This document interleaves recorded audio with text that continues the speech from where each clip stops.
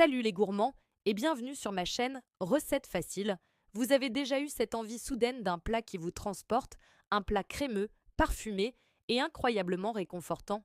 Aujourd'hui, je vous promets un voyage express en Asie avec une recette qui va ensoleiller votre assiette. Un curry de crevettes et riz basmati. Et le meilleur, c'est ultra facile, rapide et le résultat est juste spectaculaire. Vous allez voir, même si vous pensez ne pas être un grand cuisinier, vous allez bluffer tout le monde avec ce plat. Alors, restez avec moi, prenez des notes et préparez-vous à vous régaler. Allez, on attaque tout de suite avec la liste des courses. Pas de panique, tout est facile à trouver. Pour 2 personnes généreuses, il vous faudra environ 300 g de belles crevettes crues et décortiquées, c'est vraiment la star du plat. Ensuite, 150 g de riz basmati, celui qui parfume toute la maison. Pour la sauce magique, on aura besoin de 20 centilitres de lait de coco, une cuillère à soupe de pâte de curry jaune ou rouge si vous aimez quand ça pique un peu plus. On continue avec un oignon, 2 gousses d'ail, un petit morceau de gingembre frais de la taille d'1 pouce et une tomate bien mûre. Pour le parfum et la fraîcheur, prévoyez un demi-bouquet de coriandre fraîche. Et enfin, un peu d'huile végétale, du sel et du poivre. C'est tout, vous voyez, rien de compliqué. La première étape, c'est la préparation, la mise en place comme disent les chefs. Ça nous prendra à peine 10 minutes.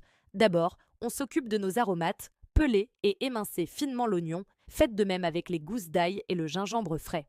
Pour le gingembre, une petite astuce. Grattez la peau avec une petite cuillère, c'est super facile et ça évite de perdre de la chair.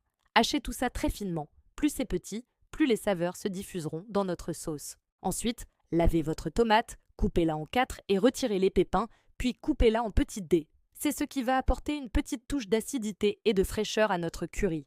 Et enfin, la coriandre. Lavez-la, séchez-la bien, puis ciselez les feuilles et gardez les tiges de côté. Surtout ne jetez pas les tiges, on va les utiliser aussi, elles sont pleines de goût.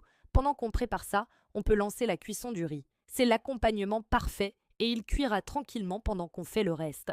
Pour le riz basmati, la règle d'or, c'est de bien le rincer. Mettez vos 150 g de riz dans une passoire fine et passez-le sous l'eau froide en remuant avec la main jusqu'à ce que l'eau qui s'écoule soit bien claire. Ça enlève l'excès d'amidon et ça évite que le riz ne soit trop collant. Ensuite, dans une casserole, mettez le riz rincé et ajoutez 1,5 fois son volume en eau froide. Donc pour 150 g de riz, on met environ 225 ml d'eau. Ajoutez une bonne pincée de sel, couvrez et portez à ébullition. Dès que ça bout, baissez le feu au minimum et laissez cuire pendant environ 10 à 12 minutes sans jamais soulever le couvercle. C'est le secret pour un riz parfait. Une fois le temps écoulé, coupez le feu et laissez reposer toujours à couvert pendant encore 5 minutes. Votre riz sera parfaitement cuit, léger et parfumé. Maintenant, le cœur du réacteur, la sauce curry. Prenez une grande poêle ou un wok. Faites chauffer un filet d'huile végétale à feu moyen. Une fois que l'huile est chaude, ajoutez l'oignon, l'ail et le gingembre haché. Faites-les revenir doucement pendant 2 à 3 minutes. On ne veut pas les colorer, juste les faire suer pour qu'ils libèrent tous leur parfum. Ça commence déjà à sentir divinement bon dans la cuisine, n'est-ce pas? C'est ça, la magie de la cuisine. Une fois que notre trio aromatique embaume la pièce, il est temps d'ajouter la pâte de curry. Mettez votre cuillère à soupe de pâte de curry dans la poêle et mélangez bien. Laissez-la torréfier pendant une petite minute. Cette étape est cruciale. En chauffant la pâte de curry directement dans l'huile, on réveille toutes les épices qu'elle contient. Les saveurs vont se démultiplier. C'est une astuce toute simple qui fait une énorme différence sur le goût final de votre plat.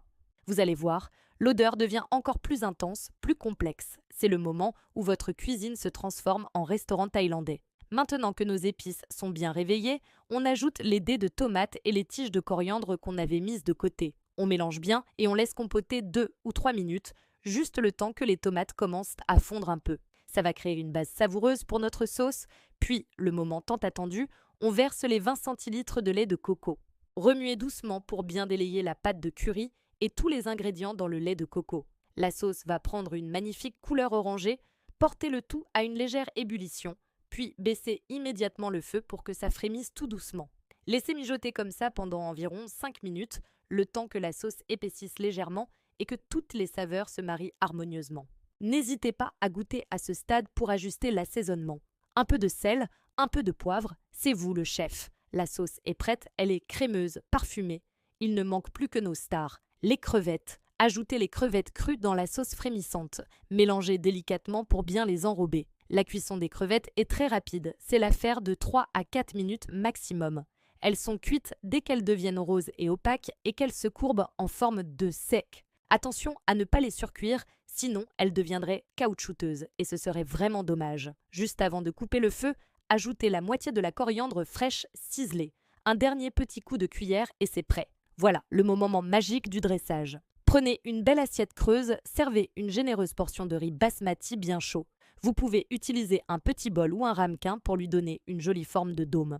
À côté, ou par-dessus, versez une louche de notre curry de crevettes bien crémeux. Assurez-vous d'avoir plein de sauce et plein de crevettes. Pour la touche finale, celle qui fait waouh, parsemez le reste de coriandre fraîche sur le dessus. Le contraste du vert sur le orange est magnifique et l'odeur indescriptible. Et voilà, en moins de 30 minutes, vous avez préparé un plat digne d'un grand chef. C'est coloré, c'est parfumé et je vous garantis que c'est absolument délicieux. Ce curry de crevettes, c'est vraiment la recette parfaite pour toutes les occasions. Un dîner en amoureux, un repas rapide en semaine ou même pour impressionner des amis sans passer des heures en cuisine. C'est un plat complet, équilibré et tellement savoureux. La douceur du lait de coco, le peps du gingembre et du curry, la fraîcheur de la coriandre et la texture des crevettes, tout s'équilibre à la perfection. J'espère que cette recette vous a plu et surtout qu'elle vous a donné envie de vous mettre au fourneau. N'oubliez pas que la cuisine, c'est avant tout du plaisir et du partage. N'ayez pas peur d'adapter la recette, de rajouter des légumes comme des poivrons ou des pousses de bambou ou de varier les épices. Si vous testez la recette, dites-le moi en commentaire, ça me fait toujours super plaisir d'avoir vos retours. Et envoyez-moi vos photos sur les réseaux sociaux. Merci infiniment d'avoir regardé cette vidéo jusqu'au bout. Si elle vous a plu, n'oubliez pas le petit pouce bleu, ça aide énormément la chaîne à se faire connaître. Et surtout, abonnez-vous et activez la cloche des notifications pour ne manquer aucune de mes prochaines recettes faciles et gourmandes. Je vous dis à très bientôt pour une nouvelle vidéo et d'ici là, régalez-vous bien. Ciao les gourmands!